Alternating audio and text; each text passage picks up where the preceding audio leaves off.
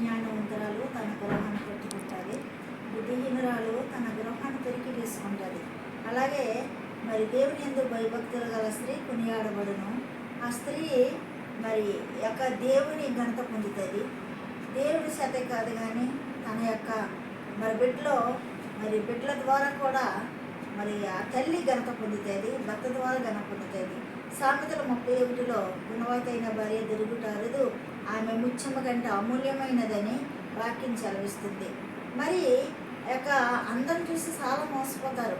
అందం మోసకరము, మరి సౌందర్యం వ్యర్థము. కానీ దేవుడి చేత కొనియాడబడిన స్త్రీ మరి ఘనమగలది, మరి బలవంతురాలు. తన దీపము ఎప్పుడు కూడా ఆరిపోదు. ఎందుకనగా తను దేవుని యందు భయభక్తులు కలిగి జీవిస్తుంది. కాబట్టి మరి తెల్లవారుజామున లేచి తన బిడ్డల కొరకు అన్నీ కూడా సిద్ధం చేసుకుంటుంది.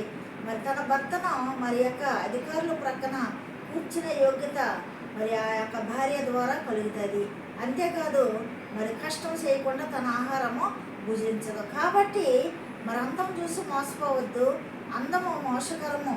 మరి గుణవంతురాలైన భార్యని మరి దొరికినప్పుడు ఆ భార్యని మీరు చక్కగా చూసుకున్నప్పుడు మీకు కూడా కుటుంబంలో మరి సంతోషం, సమాధానం. చాలామంది నటన మరి భార్య పట్ల మరి ఎంతో మోసకరం చేసి భార్యను దుఃఖపరిచే స్త్రీలు, పురుషులు ఉన్నారు.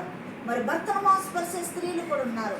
భార్యాభర్తల బంధము దేవుడు ఏర్పరిచిన బంధం కాబట్టి ఆ బంధాన్ని కాపాడుకోవాలి. కాబట్టి మనము గుణవతైన స్త్రీ దొరికినప్పుడు సంతోషపరిచే భర్తగా ఉండాలి.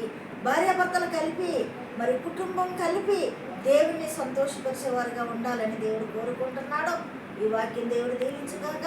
సబ్స్క్రైబ్ చేయండి, లైక్ కొట్టండి, మీ స్నేహితులకి షేర్ చేయండి. అన్న మినిస్ట్రీకి గురుండి ప్రార్థన చేయండి. మీకు అందరికీ వందనాలు. ఆమేన్.